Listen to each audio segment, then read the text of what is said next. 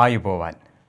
යථාර්ථවාදීව ලෝකයේ දෙස බලන්නට සත්‍ය සිදුවීම් සම්පීඩනයක පුවත් දිගහැරුම ශ්‍රද්ධා රූපවාහිනී 6:30 ප්‍රධාන ප්‍රවෘත්ති විකාශය සමගින් මම ලකිඳුනුවංග ප්‍රථමයෙන් සිරස්තල.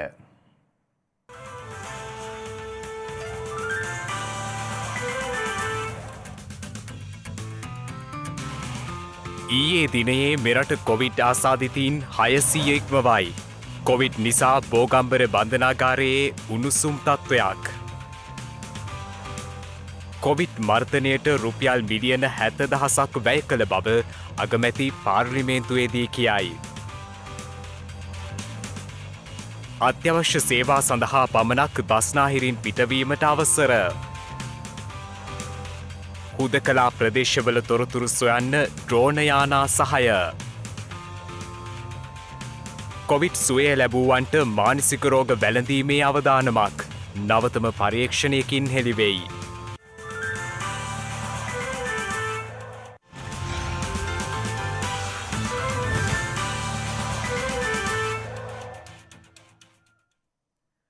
අද දිනේදී කොවිඩ් වෛරසය ආසාදනය වීමෙන් පුද්ගලින් දෙදෙනෙකු ජීවිතක්ෂයට පත් වුණා.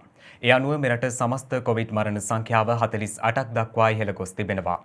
මේ අතර අද දිනේදී තවත් කොවිඩ් ආසාදිතයින් 277 දෙනෙකු හඳුනා ගැනුණා.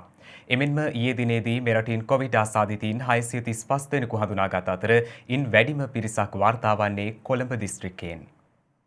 ඊයේ දිනේදී මෙරටින් කොවිඩ් ආසාදිත මරණ 5ක් වාර්තා වීමත් සමග මෙරට සමස්ත කොවිඩ් ආසාදිත මරණ සංඛ්‍යාව 46ක් දක්වා ඉහළ ගොස් තිබෙනවා. එම කොවිඩ් ආසාදිත මරණ අතර පිරිමි පුද්ගලයන් 90 දෙනෙකු සහ කාන්තාවක වන බවයි රජයේ ප්‍රවෘත්ති දෙපාර්තමේන්තුව නිවේදනය කළේ. ඒ අනුව කොවිඩ් ආසාදනයේ හේතුවෙන් ඇති වූ හෘදයාබාධ තත්ත්ව මත මේ අතරින් මරණ 3ක් සිදු වී ඇති අතර සෙසු මරණවලට හේතු වී ඇත්තේ කොවිඩ් හේතුවෙන් ඇති වූ ශ්වසන පද්ධතියේ සංකූලතා සහ වෙනත් රෝගීමය තත්ත්ව බවයි සෞඛ්‍ය සේවා අධ්‍යක්ෂ ජෙනරාල්වරයා තහවුරු කර ඇත්තේ. එමෙන්ම මියගොස් ඇති සියලු පුද්ගලයන් වයස අවුරුදු 40ට වැඩි පුද්ගලයන් වන අතර ඔවුන් සියලු දෙනා බස්නාහිර පළාතේ පදිංචිකරුවන්. මේ අතර COVID-19 වෛරසය ආසාදනය වීම හේතුවෙන් විදෙස්ගත ශ්‍රී ලාංකිකයන් 98 දෙනෙකුද ජීවිතක්ෂයට පත්ව තිබෙනවා. ඔවුන් අතරින් වැඩි පිරිසක් ජීවිතක්ෂයට පත්ව ඇත්තේ මැද පෙරදිග රටවලින් බවයි විදේශ අමාත්‍යාංශය සඳහන් කළේ. ඒ අනුව සෞදි අරාබියේදී ශ්‍රී ලාංකිකයන් 35 දෙනෙකු, කුවේට්හිදී 21 දෙනෙකු, එක්සත් අරාබි එමිරාජ්‍යයේදී ශ්‍රී ලාංකිකයන් 10 දෙනෙකු, කටාර්හිදී 6ක් සහ බ්‍රිතාන්‍යයේදී ශ්‍රී ලාංකිකයින් 5 දෙනෙකු මිය ගොස් ඇති බවයි සඳහන් වන්නේ. එමෙන්ම ඊශ්‍රායලයේද එක් ශ්‍රී ලාංකිකයෙකු COVID-19 වෛරසය ආසාදනය වීම හේතුවෙන් මිය ගොස් ඇති අතර ඇමරිකාවේදී සහ කැනඩාවේදී ශ්‍රී ලාංකිකයන් 30 දෙනා බැගින්ද බහරේන්, ජෝර්දාන්, ජර්මනිය සහ ඉතාලිය යන රටවලදී ශ්‍රී ලාංකිකයන් 2 දෙනා බැගින්ද COVID-19 වෛරසය ආසාදනය වීම හේතුවෙන් මිය ගොස් ඇති බවයි විදේශ අමාත්‍යාංශය වැඩිදුරටත් සඳහන් කළේ. මේ අතර පසුගිය පැය 24 තුළ මෙරටින් කොවිඩ් ආසාදිතයින් 635ක් හඳුනාගත් අතර ඒ අතරින් ආසාදිතයින් 10 දෙනෙක් විදේශීය රටවල සිට මෙරටට පැමිණි ශ්‍රී ලාංකිකයින් බව COVID-19 පැතිරීම වැළැක්වීමේ ජාතික ක්‍රියාන්විත මධ්‍යස්ථානය සඳහන් කරනවා. ඊයේ වාර්තා වූ ආසාදිතයින්ගෙන් 264 දෙනෙකු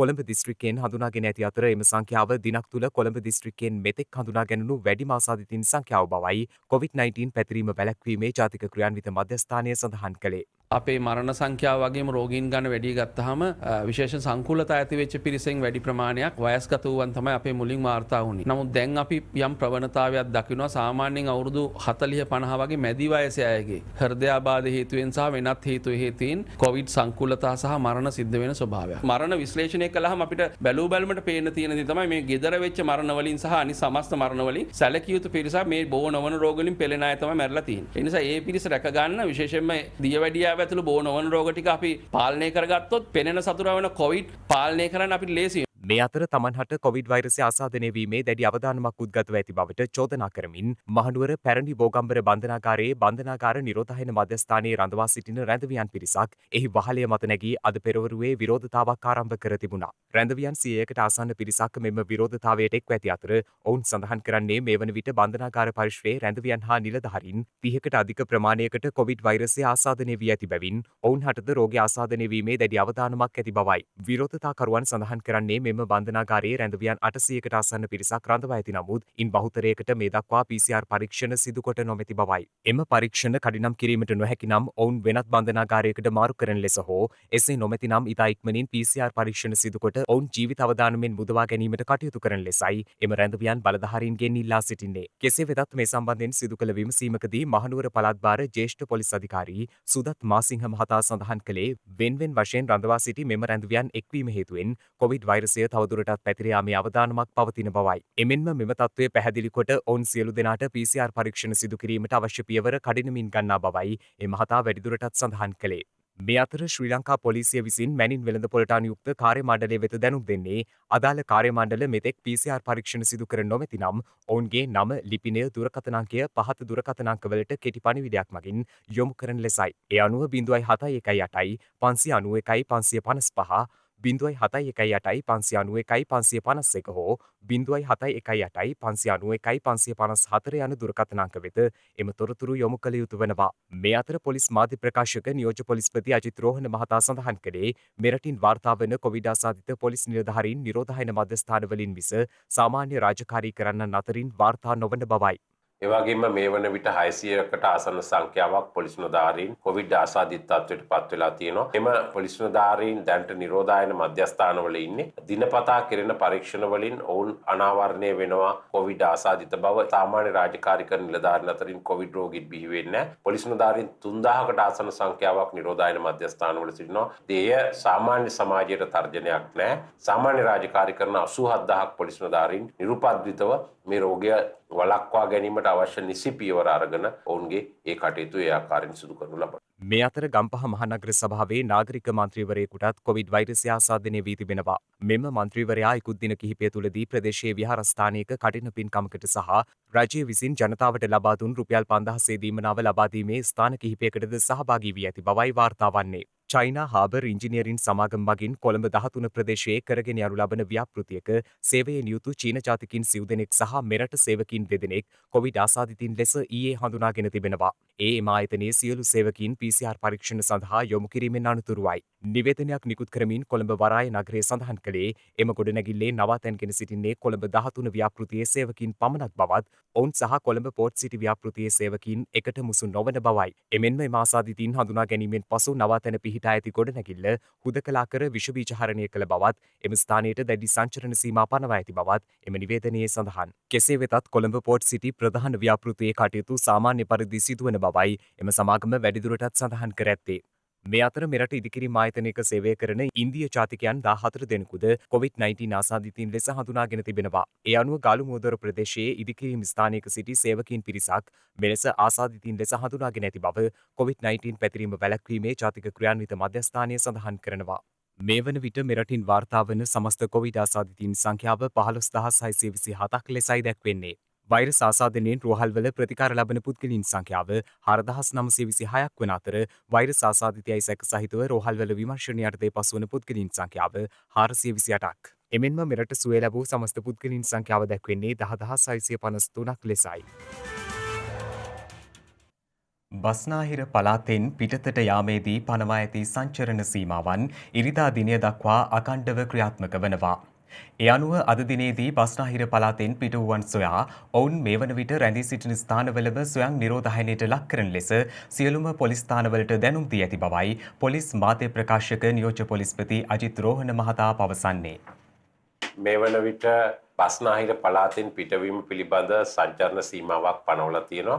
ඒ අනුව කුමන හේතුවක් මතවත් බස්නාහිර පළාතෙන් පිටවීමට අවස්ථාව ලැබෙන්නේ නැහැ. අද හෙට එවැගේම සෙනසුරාදා සහ ඉරිදා මේ දින 4ක කාලය තුල බස්නාහිර පළාතේ පදිංචිකරුවන් එවැගේම తాවකාලිකව නවතන්ගෙන සිටින අය සියලු දෙනෙක්ම බස්නාහිර පළාත තුල රැඳී සිටින්න ඕන. කෙසේ නමුත් බස්නාහිර පළාත තුලට ඇතුළු වීමට බාධාවක් නැහැ.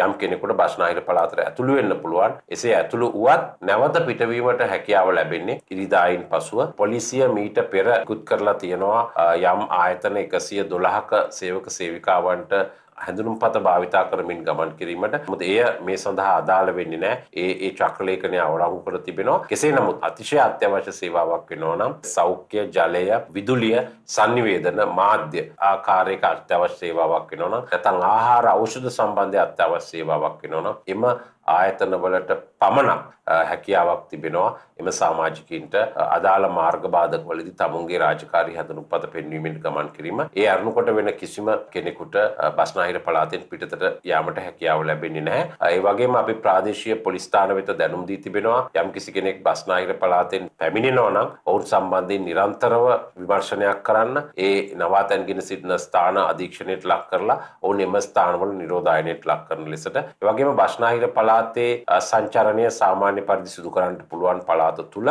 කෙසේ නමුත් බස්නාහිර පළාතේ ඇති ලොක්ඩවුන් කරපු ප්‍රදේශවල අයට එවැනි සංචරණය කිරීමට අවස්ථාව ලැබෙන්නේ නැහැ. ඔවුන් නිවෙස් වලටම වී රැඳී සිටිය යුතුයි. ඒ අනුව බස්නාහිර පළාතෙන් පිටතට යම් කෙනෙක් වෙනත් මාර්ගයකින් හෝ ගමන් කළොත් ඔවුන් නිරෝධායන රීතීන් යටතේ වරදක් සිදු කරනු ලබනවා. ඒ අයට එරෙහිව නිරෝධායන සහ රෝග වැළැක්වීමේ ආරක්ෂා පනත යටතේ කටයුතු කිරීමට බලාපොරොත්තු වෙනවා. මේ අතර කොළඹ දිස්ත්‍රික්කය ඇතුළු හුදකලා කරන ලද ප්‍රදේශවල සිදුවන නීති විරෝධී ක්‍රියාකාරකම් සහ සංචරණ ක්‍රියා නිරීක්ෂණය සඳහා ඩ්‍රෝන යානා යොදා ගැනීමට තීරණය කළ බව පොලිස් මාධ්‍ය ප්‍රකාශකවරයා අද පැවති මාධ්‍ය හමුවකට එක්වෙමින් සඳහන් කළා. අද දිනේදී විශේෂ තීරණයක් ගනු ලැබුවා. හුදකලා කරන ලද ප්‍රදේශ ආශ්‍රිතව විශේෂ මෙහෙයුම් ඩ්‍රෝන තාක්ෂණය උපයෝගී කර ගැනීමෙන් සිදු කිරීමට විශේෂයෙන්ම මේ සඳහා ශ්‍රී ලංකා ගුවන් හමුදාවේ සහාය ලබා ගැනීමට බලාපොරොත්තු වෙනවා. අද දින සිට කොළඹ උතුර මධ්‍යම එවැගේම ගම්පහ ප්‍රදේශයේ හුදකලා කරන ලද ප්‍රදේශ ආශ්‍රිතව එම ප්‍රදේශවල පුද්ගලයන් සංචාරණ සීමාවලට අනුගත වෙමින් කටයුතු කරන්නේද යන්න පිළිබඳව සොයා බැලීම සිදු කරනවා.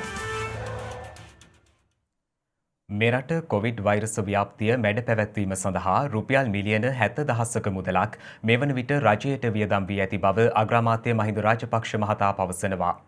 2020 විසර්ජන පනත් කෙටුම්පත පාර්ලිමේන්තුවට අද ඉදිරිපත් කරමින් අග්‍රාමාත්‍යවරයා මේ බව සඳහන් කළා. රජය වෙළඳපොළ සීමාවන් හඳුනාගෙන රාජ්‍යංශයේ පුළුල් කාර්යභාරය ඉටු කිරීම කැප රජයක් ලෙස ක්‍රියාත්මක වෙනවා. අනපේක්ෂිතව දෙවන රැල්ලේ බලපෑමද සහිතව මරණ සංඛ්‍යාව වැඩි වුවත් අපට වඩා ඉදිරියෙන් ඇති බොහෝ රටවලට සාපේක්ෂව මරණ අනුපාතය 0.3ක තරම් අඩු මට්ටමකට තබා ගනිමින් නිරෝධායන ක්‍රියාවලියේ අපට ඉදිරියෙන් සිටීමට හැකි වී තිබෙන්නේ ඒ නිසායි.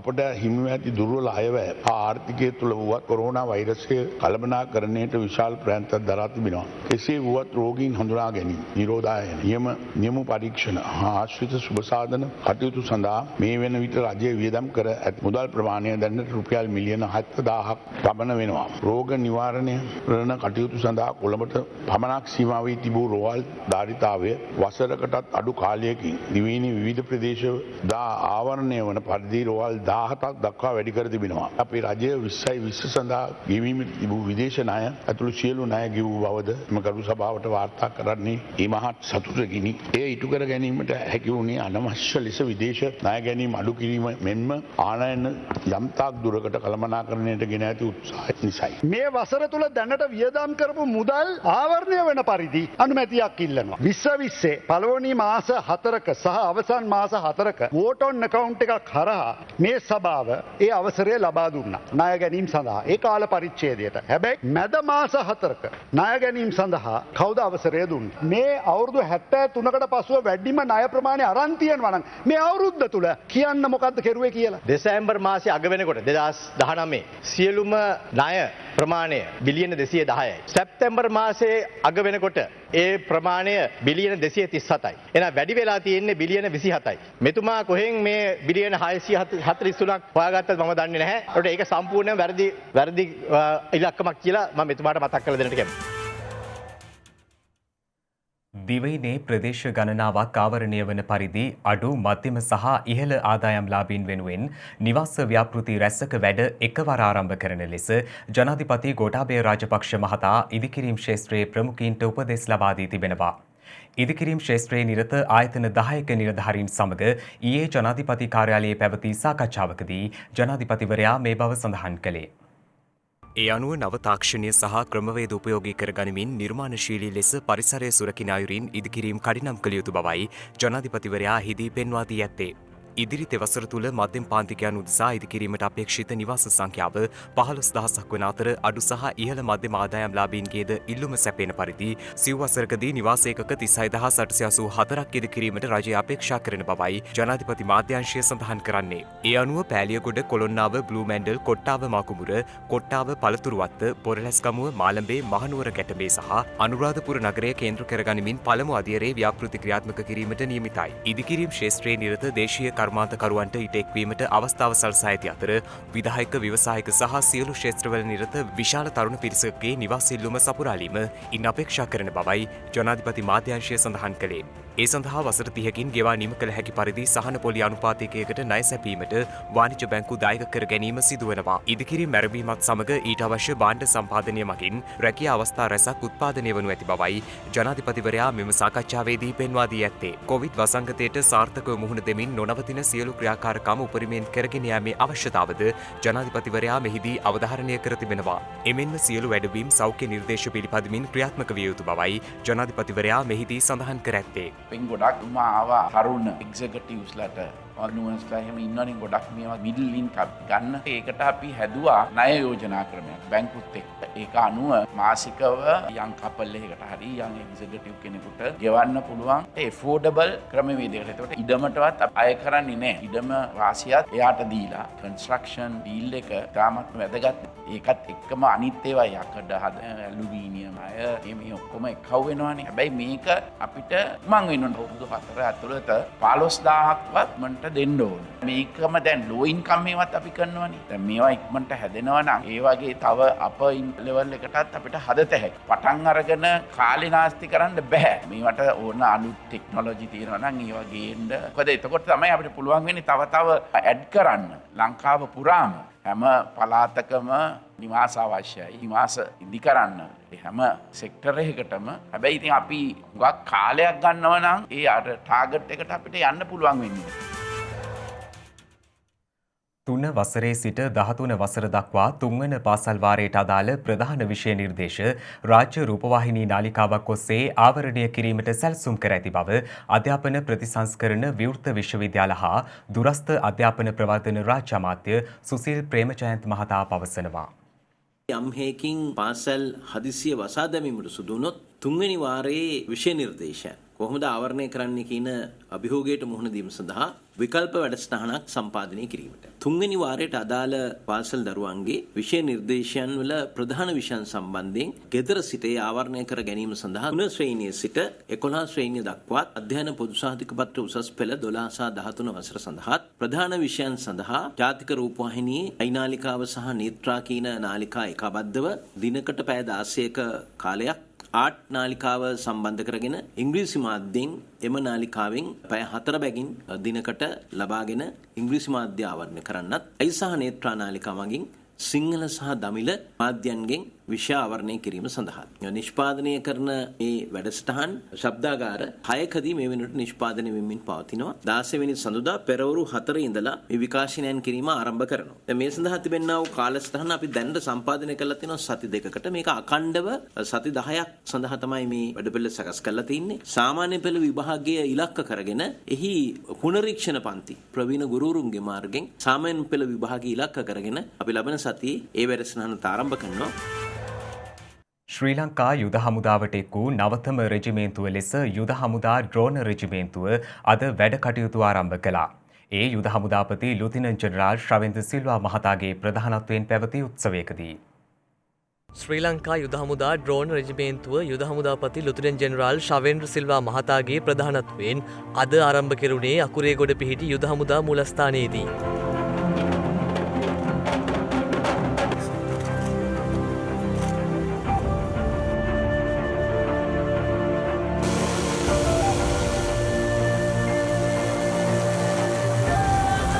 නවීනතම ඩ්‍රෝන යානාවලින් සමන්විත මෙම රෙජිමේන්තුව ශ්‍රී ලංකා කාලතුවක්කු රෙජිමේන්තුව සමග ඒකාබද්ධව ක්‍රියාත්මක වනවා.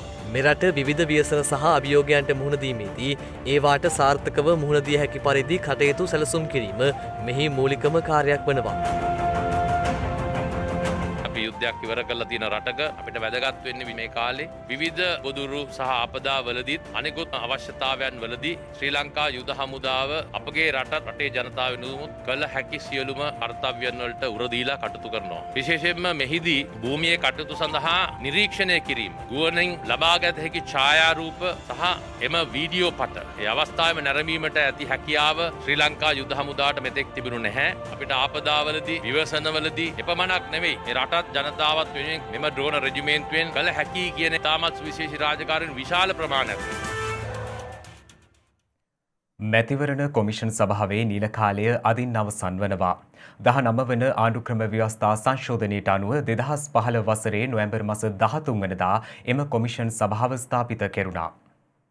මැතිවරණ කොමිෂන් සභාව සමාජිකයින් තිදෙනෙකුගෙන් සමන්විත වන අතර එහි සභාපතිවරයා ලෙස මහින්ද දේශප්‍රිය මහතා කටයුතු කරනු ලැබුවා. මීට අමතරව මහාචාර්ය රත්නජීවන් හුල් සහ ජනාධිපති නීතිඥ නලින් අබේසේකර යන මහත්වරුන් එහි සෙසු සමාජිකින් වුණා. කෙසේ වෙතත් මැතිවරණ කොමිෂන් සභාවේ නිල කාලය අදින් අවසන් වුවද නව කොමිසමක් පත් කරන තුරු සභාපතිවරයාට කොමිෂන් සභාවේ කටයුතු ඉදිරියට පවත්වාගෙන යාමට හැකියාව පවතිනවා. 20 වන ව්‍යවස්ථා සංශෝධනයට අනුව නව කොමිෂන් සභාවේ සමාජිකින් සංඛ්‍යාව 5 දෙනෙකු දක්වා ඉහළ දමා තිබෙනවා. කෙසේ වෙතත් මේ දක්වා නව මැතිවරණ කොමිෂන් සභාව සඳහා සමාජිකයින් පත් කිරීමක් සිදු කර නොමැති අතර නව සභාපතිවරයා ලෙස වත්මන් කොමිෂන් සභාවේ නීති ලේකම් නිමල්ජී පුංචිහෙවා මහතා පත් කරනු ඇති බවයි වාර්තා වන්නේ. නව සමාජිකයින් ජනාධිපතිවරයා විසින් යෝජනා කරනු ලබනවා. එලෙස යෝජනා කරනු ලබන නම් පාර්ලිමේන්තු සභාව වෙත යොමු කිරීමෙන් අනතුරුව එම සභාවේ නිර්දේශය යලි ජනාධිපතිවරයා වෙත යොමු කිරීමට නියමිතයි.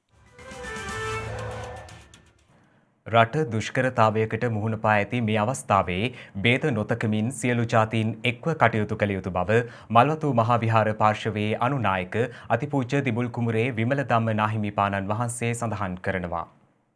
මල්වතු මහාවිහාරය මගින් මහනුවර ආරක්ෂකංශ මහනුවර සෞඛ්‍ය සේවාංශ දිස්ත්‍රික් ලේකම් කාර්යාලය ශ්‍රී දළදා මාලිගාව හා මහනුවර මාධ්‍යවේදීන් හට සෞඛ්‍යාරක්ෂිත මුවාවරණ ලබා දීම මෙහිදී සිදු වූ අතර මල්වතු පාර්ශවයේ කාරක සංඝ සභික අතිපූජ්‍ය තිබ්බටුවාවේ මේදංකර ස්වාමීන්ද්‍රයන් වහන්සේද මෙම අවස්ථාව සමගින් එක්ව සිටියා.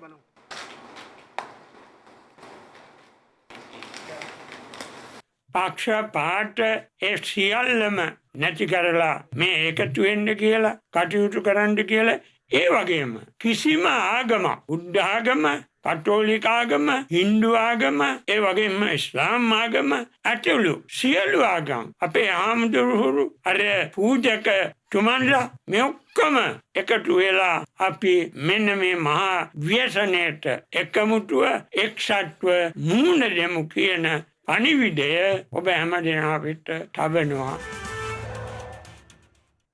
ඓතිහාසික දීඝවාපිය රජමහා විහාරස්ථානයේ චෛත්‍ය රාජයාණන් වහන්සේගේ ප්‍රතිසංස්කරණ කටයුතු ඊයේ ආරම්භ වුණා.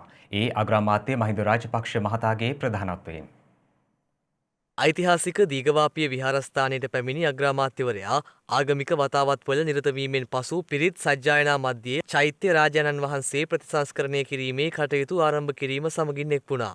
ආරක්ෂක ලේකම් විශ්‍රාමික මේජර් ජෙනරාල් කමල් ගුණරත්න මහතාද මෙම අවස්ථාව සමගින් එක්ව සිටි අතර ත්‍රිවිධ හමුදාව සහ සිවිල් ආරක්ෂක දෙපාර්තමේන්තුව එක්ව මෙහි ප්‍රතිසංස්කරණ කටයුතු සිදු කිරීමට නියමිතයි. ජනාධිපති ගෝඨාභය රාජපක්ෂ මහතාගේ අධීක්ෂණය සහ මඟ පෙන්වීම යටතේ මෙම විහාර භූමි පරිශ්‍රය ප්‍රතිසංස්කරණය සිදු කරන අතර වසර 3ක් වැනි කාලයකදී ප්‍රතිසංස්කරණ වැඩ කටයුතු නිම කිරීමටයි අපේක්ෂා කර ඇත්තේ. නැගෙනහිර පළාත් පුරාවිද්‍යා උරුමයන් කළමනාකරණය පිළිබඳ ජනාධිපති කාර්යසාධක බලකායේ වැඩසටහනක් ලෙස මෙය ක්‍රියාත්මකයි. අනතුරුව අග්‍රාමාත්‍යවරයා සහ ආරක්ෂක ලේකම්වරයා මුහුදු මහා විහාරයේ ප්‍රතිසංස්කරණ කටයුතු නිරීක්ෂණය සඳහා එක් වුණා.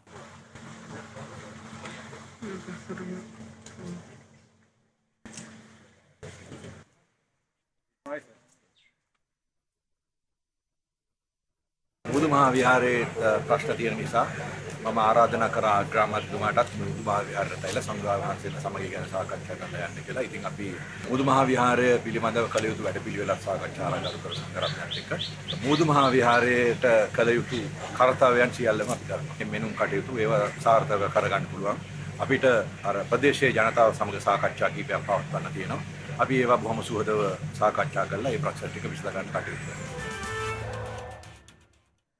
කල්පිටිය අර්ධද්වීපයේ දූපතක වෙරළෙහි බරපතල තුවාල ලබා සිටි දැවැන්ත කැස්බෑවෙකු බේරාගත් පුවතක් අපට වාර්තා වුණා. කල්පිටි අර්ධද්වීපයට අයත් බත්තලන් ගුණ්ඩුව දූපතක වෙරළට බරපතල තුවාල සහිතව නිරුපද්‍රිතව ගොඩකසා සිටි මෙම දැවැන්ත කැස්බෑවා දීවරීන් විසින් නිරුපද්‍රිතව මුදවාගෙන තිබෙනවා. ඉන්නතුරුව කඳකුලිය වනජීවී ඒකකයට බාර දීමටයි කටයුතු කරනු ලැබුවේ. කැස්බෑවාගේ හිස ප්‍රදේශයට බරපතල ලෙස තුවාල සිදුවීමෙන් මෙලෙස අනතුරට ලක්ව තිබෙනවා.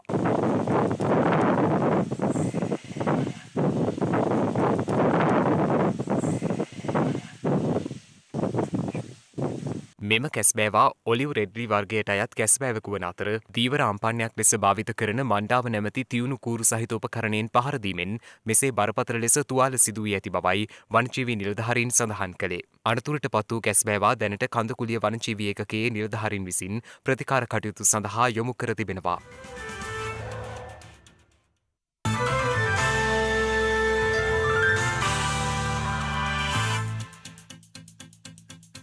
අවධානය විදෙස් පුවත් වෙත. ලොව වැඩිම COVID-19 ආසාදිතයින් වාර්තා වන රට ලෙස සැලකෙන ඇමරිකා එක්සත් ජනපදයෙන් ගත වූ පැය 24 තුළ නව ආසාදිතයින් 1,42,808ක් වාර්තා වී තිබෙනවා. විදෙස් මාධ්‍ය වාර්තා කළේ COVID-19 වසංගතය ආරම්භ වූ දින සිට දිනක් තුළ වාර්තා වූ ඉහළම COVID ආසාදිතයින් සංඛ්‍යාව මෙය වන බවයි. අමරිකාවේ දෛනික කොවිඩ් ආසාදිතයින් ලක්ෂය සීමාව ඊයේ ඉක්මවා ගියේ අකණ්ඩව 8 වෙනි දිනටයි.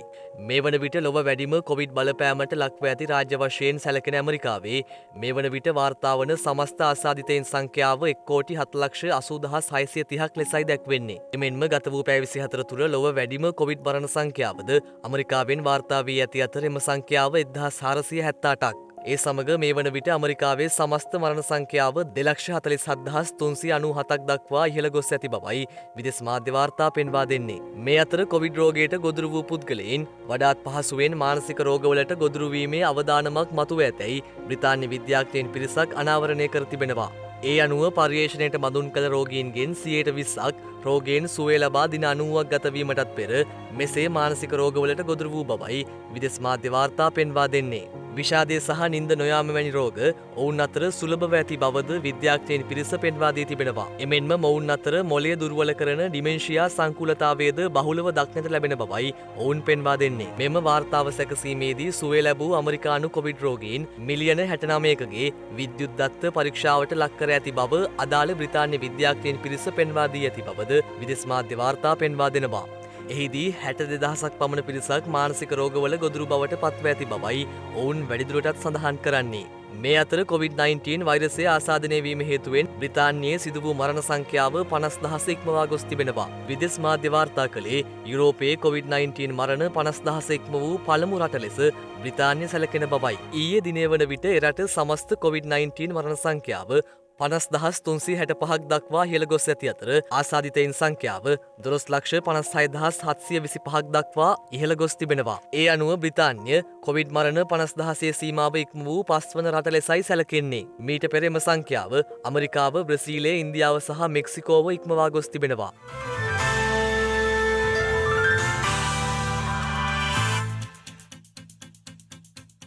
දිනක සටහන් නිමවන්නට මත්තෙන් හෙට දවසේ වැදගත්කම ගැනයි මේ අවධානය.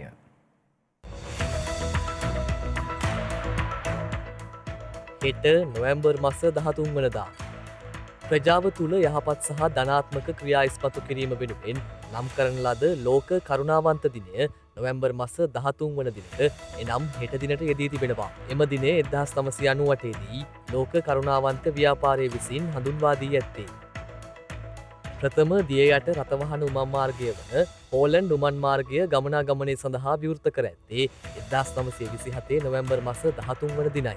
එය නිව්යෝර්ක් නගරයේ මෑන්හැටන්හි ඇල වීදිය හා සම්බන්ධ වන හඩ්සන් ගඟට යටින් පිහිටි දිත්ව නල උමං මාර්ගයක් ලෙසයි නිර්මාණය කර ඇත්තේ. ලොව පළමුවරට ස්වභාවික වලාකුළකින් කෘතිමව හිමනිපදවීම ආරම්භ කර ඇත්තේ 1946 නොවැම්බර් මාස 13 වන දිනයි. ගුවන් යානයක් මගින් සිසිල් අයිස් කැට ස්වභාවික වලාකුළක් අතරින් පතිත වීමට සැලැස්වීම මගිනුයි කෘතිමව හිමනිපදවා ඇත්තේ.